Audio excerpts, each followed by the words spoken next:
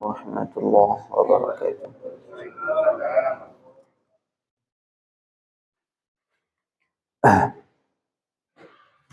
نحمده ونصلي ونسلم على رسوله الكريم وعلى آله وأصحابه أجمعين أما بعد.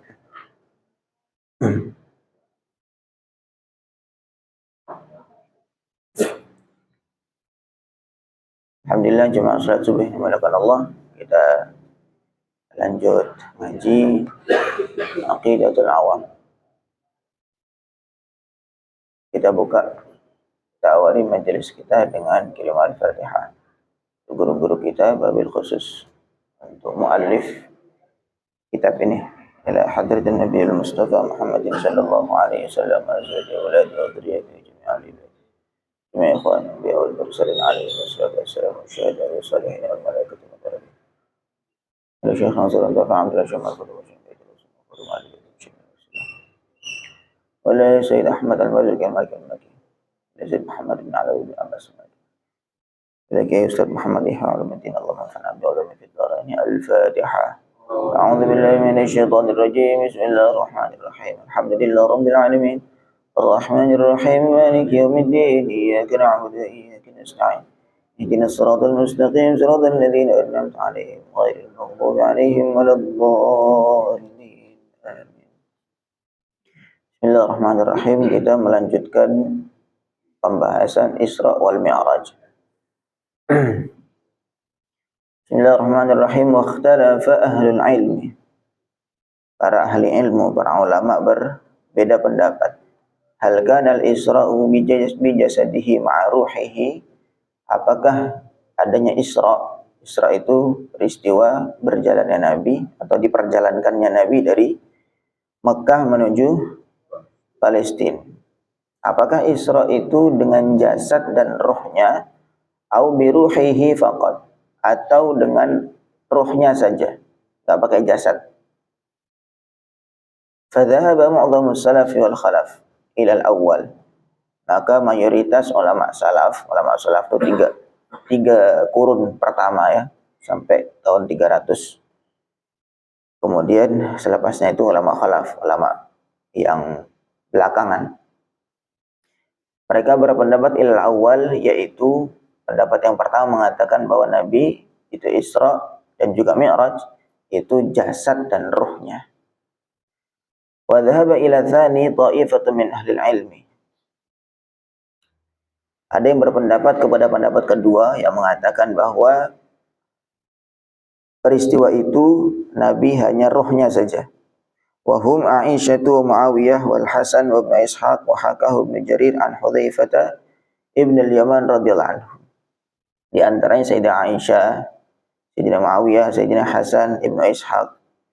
Yang diceritakan juga dari Ibnu Jarir, dari Hudzaifah ibn al-Yaman radhiyallahu anhu.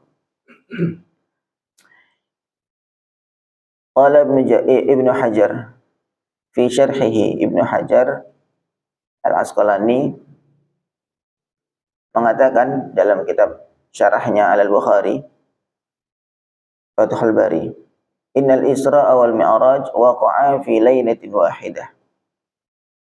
Isra sekaligus Mi'raj itu terjadi pada satu malam, fil yaqadati bi jasadihi wa ruhihi, dalam keadaan sadar dan beserta ruh serta jasadnya, jasad dan ruhnya.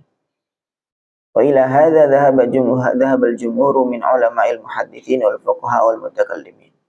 Maka pendapat yang disampaikan oleh Ibnu Hajar ini dalam kitab Fathul Bari inilah yang dipegang oleh mayoritas para ulama hadis, ulama fiqih, dan ulama-ulama ahlul kalam, ahlul tauhid.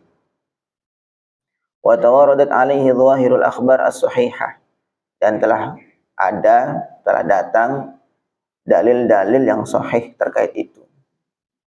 Wala yanbaghi al-'udul 'an dzalik, dan tidak sepantasnya untuk meninggalkan pendapat tersebut. Idh laisa fil aqli ma yuhiluhu hatta yahtaja ila ta'wilin, karena di akal masih bisa terbayangkan sehingga tidak butuh kepada takwil, takwil. Jadi pembahasannya di sini, apakah Isra Mi'raj itu jasad dengan rohnya atau rohnya saja Nabi itu. Maka dalam para ahli ilmu sendiri, para ulama sendiri, mereka berbeda pendapat. Ada yang mengatakan rohnya saja, tapi ada yang mengatakan juga beserta jasa. Lalu kemudian argumennya apa? Argumennya yang jasad dan roh, yang juga dengan jasadnya, yang dengan badannya sendiri. Wah, masa iya benar? Bagaimana bisa secepat itu? Kalau badannya, atau mungkin kalau misalkan secepat itu kan jarak yang sangat jauh, kemudian ditempuh dengan waktu yang sangat singkat, berarti kecepatannya sangat cepat. Maka badan tidak mungkin kuat untuk menahan kecepatan seperti itu kan begitu. Nah, normalnya kalau lihat secara adatnya kan begitu. Nah, tetapi ini kembali bukan bicara tentang kekuatan manusia, tetapi tentang qudratullah, kekuasaan Allah Subhanahu wa taala.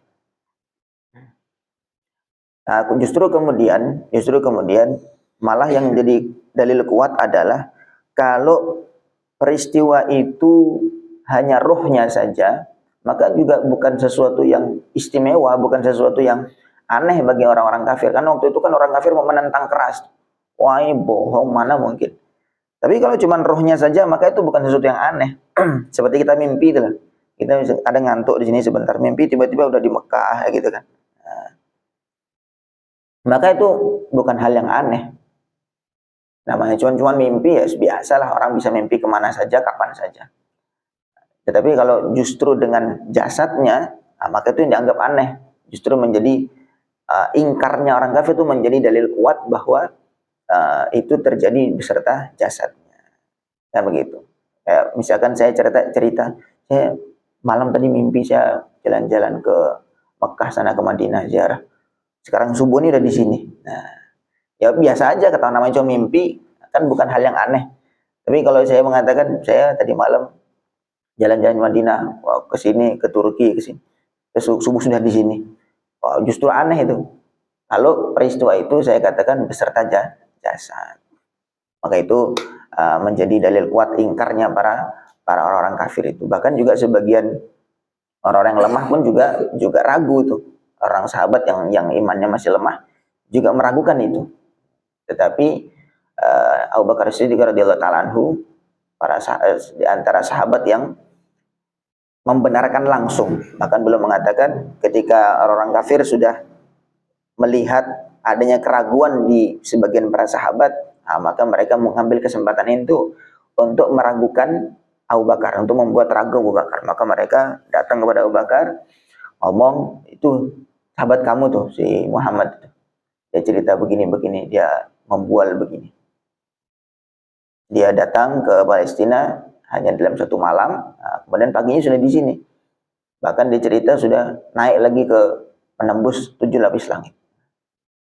Maka Abu Bakar santai saja. Apakah dia cerita begitu?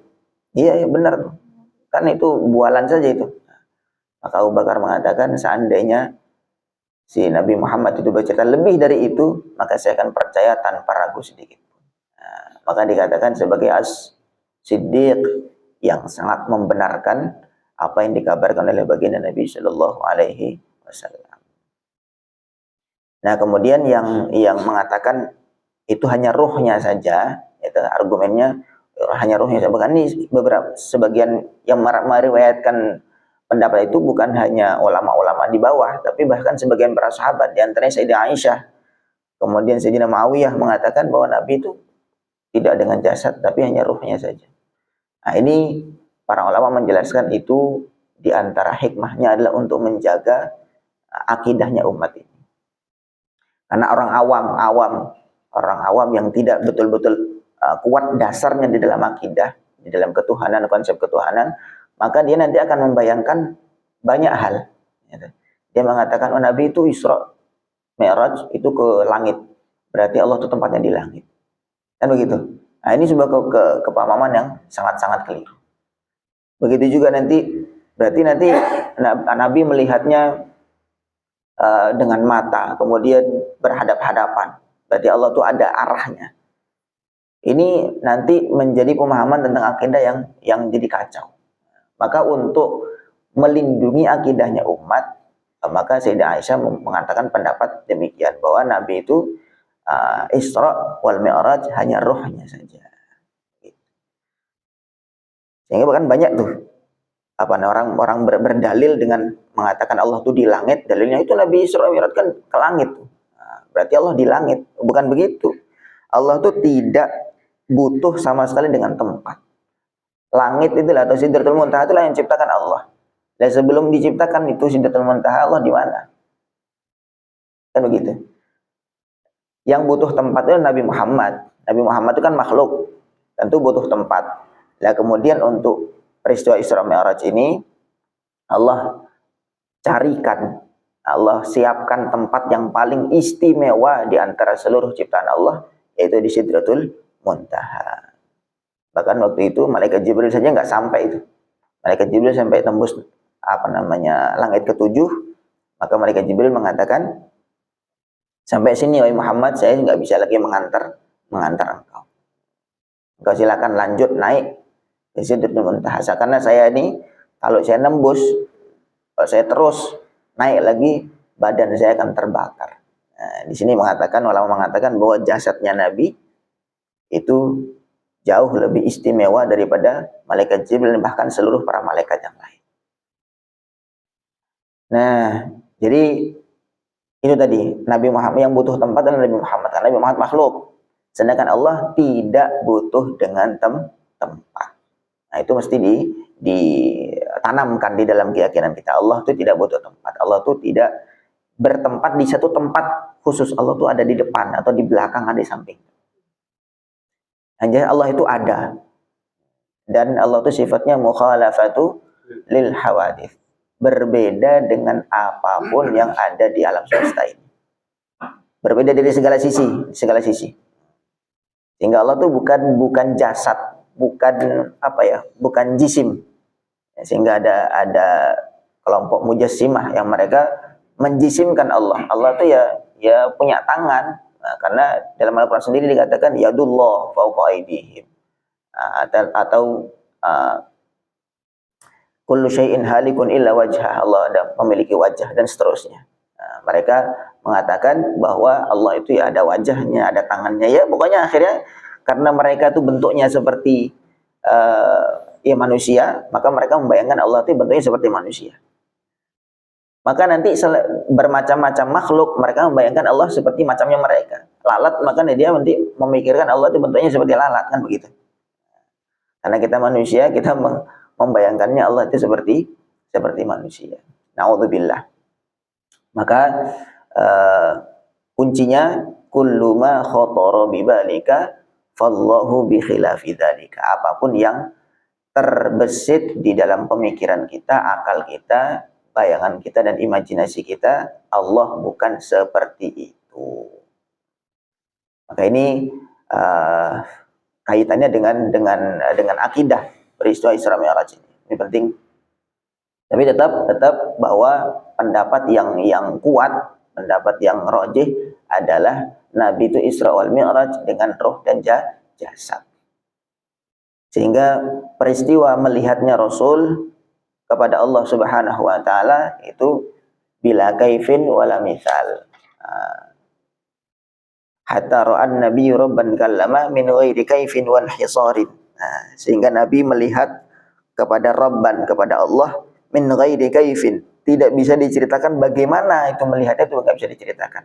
Walan hisar, dan juga melihatnya itu tanpa ada batasan-batasan. Seperti kalau saya melihat botol ini, maka saya melihat keseluruhan, bagian atas ini, bagian bawah ini, samping sini, saya melihat secara total. Maka melihat kepada Allah itu tidak seperti itu, nggak seperti kita melihat masjid ini. Oh, ini batasnya sini, sekian meter, tingginya sekian meter. Itu namanya inhisar, terbatas. Tapi Allah, melihat kepada Allah tidak seperti itu. Wallahu a'lam. Wa fi tilkal lailati, pada malam itu, faradallahu, Allah memfardukan ala nabi, ke atas Nabi sallallahu alaihi wasallam, as-salawatil khamsah, salat yang 5, fi kulli yaumin wa lailah, dalam sehari dan semalam, dalam sehari semalam. Wa dzalika, dapat sholat yang 5 itu ba'da muraja'atihi, setelah Nabi itu bolak-balik atau konsultasi ulang ila maqamil munajah, kepada munajat, kepada maqam munajat, kepada tempat munajat kepada Allah itu di Sidratul Muntaha, aktsar min marrah, lebih dari 1 kali, an takhfifi khamsina salatan, terkait untuk meringankan 50 salat, bi amri Musa alaihi salam, dengan perintahnya Nabi Musa alaihi salatu wassalam. Jadi pertama itu Nabi diwajibkan 50 salat. Kemudian turun ketika di langit keberapa, kalau nggak salah keempat atau keenam gitu, ketemu dengan Nabi Musa. Maka Nabi Musa mengatakan, bertanya, kamu dapat apa? Saya dapat perintah 50 sholat. Nabi Musa bilang, udah, kamu minta korting aja, korting. Umat kamu tidak bakal kuat. Nabi Musa itu umatnya kuat-kuat. Nabi Musa itu fisiknya sangat kuat. Nabi Musa itu mukul sekali atau nampar sekali langsung mati orangnya, musuhnya itu. Dan Bani Israel itu kuat-kuat. Nabi Musa mengatakan, dah nggak bakal kuat umat kamu. Umat saya yang kuat-kuat saja, dikasih ibadah banyak yang kuat. Apalagi ini 50 kali sholat dalam sehari semalam, udah minta korting aja. Ada Nabi minta korting kepada Allah Subhanahu wa taala, dikurangi 5 terus sampai 5 kali sholat. Itu pun sama Nabi Musa masih sudah balik lagi, nggak kuat. Ternyata benar nggak kuat kan? Ya kan? Kita sekarang 5 kali sholat tuh sering nggak kuat. Akhirnya Nabi mengatakan, saya malu lagi minta keringanan kepada Allah Subhanahu wa taala. Akhirnya kembali dengan 5. Walaysat qissatul Isra'i wal Mi'raj min ajli ru'yatillahi wa munajatih.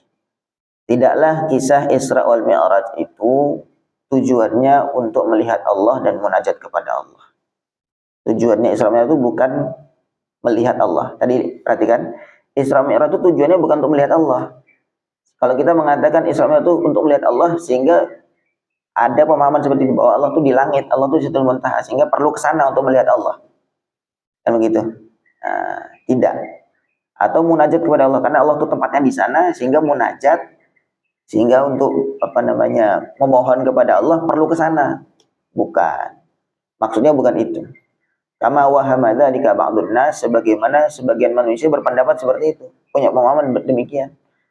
Sehingga perlu mendekat kepada Allah, perlu jumpa dengan Allah untuk dikabulkan dan doa dan seterusnya.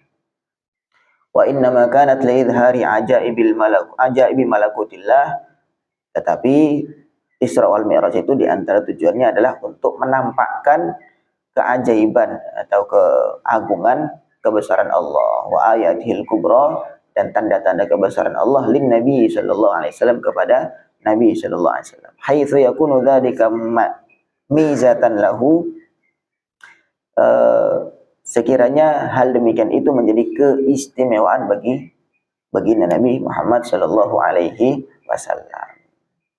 Qala ta'ala, Allah berfirman, linuriyahu min ayatina. Jadi subhanalladzi asra bi'abdihi lailan minal masjidil haram ilal masjidil aqsa alladzi barakna haulahu linuriyahu min ayatina. Linuriyahu, supaya aku, kata Allah, supaya aku memperlihatkan kepada Muhammad min ayatina, di antara tanda-tanda kebesaranku. Itu dalam surah Isra. Wa qala ta'ala, dalam surah yang lain Allah berfirman, laqad ra'a min ayati rabbihil kubra, surah An-Najm. Sungguh Nabi telah melihat tanda di antara tanda-tanda kebesaran Allah yang agung. Itu maksudnya. Wa amal munajah, adapun munajat, fala tataqayyadu bimakanin, maka tidak terikat dengan makan. Makan itu tempat maksudnya. Makan itu bahasa Arab, bahasa Indonesia itu tempat, bukan makanan. Jadi munajat itu tidak terikat dengan tempat. Oh, kalau munajat di sini lebih dekat dengan Allah, kalau di sini sama saja. Fala farqa 'indallah, maka di sisi Allah enggak ada bedanya baina hadhihi wa tilka, dan antara ini dan itu. mau di sini, mau di sana. Munajat itu sama saja bagi Allah. Wa idza sa'alaka ibadi anni fa inni qarib. Kalau Allah hambaku bertanya kepada aku tentang aku, katakanlah sungguhnya aku sudah dekat. Di mana saja?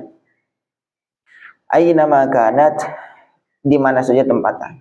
Fa munajatu sayyidina Muhammad sallallahu alaihi wasallam, munajatnya Nabi Muhammad inda sidratul muntaha, di sidratul muntaha, wa Musa alaihi salam fi turi Sina, dan munajatnya Nabi Musa di bukit Tur Sina.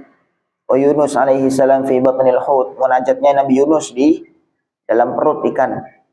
Kullu dzalika indahu ta'ala ala haddin sawa, semua itu di sisi Allah sama saja.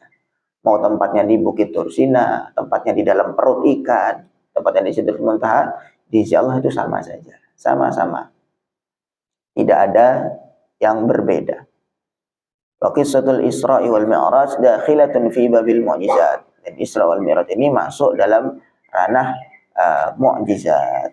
Karena umumnya orang tuh nggak mampu untuk berjalan sejauh itu dengan kecepatan yang demikian. Karena Masya Allah, ya sebagaimana sudah dijelaskan bahwa Isra Isra Mi'raj itu bukan cuman pergi langsung pulang, tetapi banyak kejadian-kejadian yang panjang sekali kisahnya itu. Nabi dikasih mampir ke beberapa tempat, mampir ke Madinah, sholat dulu 2 rakaat. Kemudian mampir ke makam-makam, banyak beberapa makam. Makamnya Siti Masyitoh, makamnya Siti Maryam, tempat lahirnya Nabi Isa, dan seterusnya, banyak sekali. Itu waktu Isra. Kemudian waktu Mi'rajnya lagi juga mampir ke surga, mampir ke neraka, ngelihat ini, lihat itu, segala macam. Nah, itu lama, kalau kisahnya panjang sekali, tetapi ditempuh dalam waktu yang sangat singkat. Maka ini mukjizat, umumnya orang itu tidak mampu seperti itu. Tapi ini mukjizat bagi Nabi Muhammad. Walikulli rasulin mu'jizatun, setiap rasul punya mukjizat. Wahia, dan mukjizat itu amrun ta'abbudi, perkara yang ta'abbudi. Maksudnya ta'abbudi itu kita percaya saja sudah, karena kita sebagai hamba kita percaya saja. Yajibul imanu biha, yang wajib iman kepada mukjizat itu.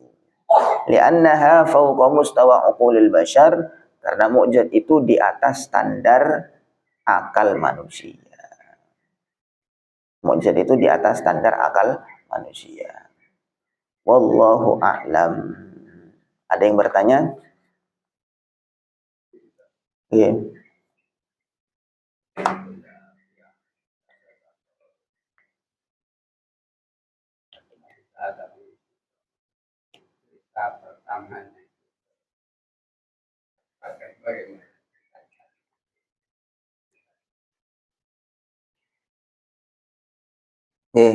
Yang ditanyakan, Nabi pertama kali cerita kepada siapa? Setahu saya tidak ada saya belum baca untuk itu. Baca Nabi cerita pertama kali kepada siapa? Yang jelas beliau mengabarkan kepada orang-orang Mekah. Mengabarkan ke orang Mekah tentang Isra Mi'raj. Kemudian mereka begitu tahu cerita itu, langsung mereka ingkar. Tidak percaya. Pokoknya kalau ada hal-hal yang menurut mereka aneh, nggak masuk akal, nah itu memang sengaja dibuat oleh orang-orang kafir itu untuk membuat ragu pengikutnya Nabi Muhammad. Dan memang ternyata ada yang meragukan. Nah, tadi itu sama seperti tadi itu. Ketika dasar akidah itu belum kuat, maka hal-hal demikian itu bisa jadi meragukan. Nah, maka Sayyidina Abu Bakar ketika diceritakan itu, orang pada senang, wah ini Abu Bakar nih orang pertama kali masuk Islam. Abu Bakar, yuk kita bikin ragu. Nah, setelah itu kita Abu Bakar langsung membenarkan tanpa ragu sedikit. Maka disebut dengan As-Siddiq, yang sangat membenarkan. Nah, jadi untuk itu saya belum baca ya. Setahu saya memang Nabi mengabarkan ya cerita kepada orang Mekah. Ada lagi? Ada, Ustaz. Untuk kendaraan yang indah sama Nabi itu yang bernama Burak itu, apakah Nabi pernah menciptakan bagaimana bentuknya? Untuk Burak ada diceritakan. Ada diceritakan. Dan itu saya kurang yakin ya, itu apakah hadis ataukah bukan. Yang jelas para ulama menjelaskan buraq itu. Buraq itu ya bentuknya seperti kuda, kemudian memiliki sayap dan seterusnya. Mungkin bayangan kita ya seperti unicorn itu mungkin ya. Itu bayangan kita. Tetapi bentuknya seperti apa pada hakikatnya, wallahu a'lam, Allah yang tahu. Buraq itu diambil dari kata al-barqu. Al-barqu artinya kilat. Atau al-barqu itu bisa dikatakan sebagai cahaya putih. Sehingga dikatakan ya karena nama itu ya, nama itu hampir mesti mangkul itu, nama itu diambil dari dari sesuatu gitu loh. Kenapa dikatakan buraq? Karena putih. Karena al-barqu itu adalah cahaya putih. Atau kenapa dikatakan buraq? Karena buraq itu cepat kilat. Kilat itu namanya al-barqu, artinya kilat. Begitu, cepatnya seperti kilat. Wallahu a'lam. Ada lagi? Itu ada kitab tersendiri, banyak ya, di antaranya yang masyhur yang juga yang menyusun kitab ini Said Muhammad, ulama di Mekah sana, menulis satu kitab Al-Anwar Al-Bahiyah fi Isra wal Mi'raj Khairil Bariyah. Itu cerita khusus tentang Isra Mi'raj, hikmahnya, kemudian kejadian-kejadiannya, ibrahnya apa saja, semua diceritakan oleh beliau dalam satu kitab tersebut. Di sini hanya cuplikan saja tentang mengatakan bahwa Isra Mi'raj itu adalah mukjizat untuk Nabi dan kita mesti iman. Kemudian inti yang tadi adalah terkait tadi itu, apakah roh dengan jasad ataupun rohnya saja. Karena itu nanti kaitannya dengan akidah. Kita cukupkan ya, insyaallah. Mudah-mudahan Allah fahamkan kita. Allah Subhanahu wa taala istiqomahkan dalam iman dan Islam. Subhanallah bihamdihi, subhanakallahumma bihamdika, asyhadu an la ilaha illa anta, astaghfiruka wa atubu ilaik. Assalamualaikum warahmatullahi wabarakatuh.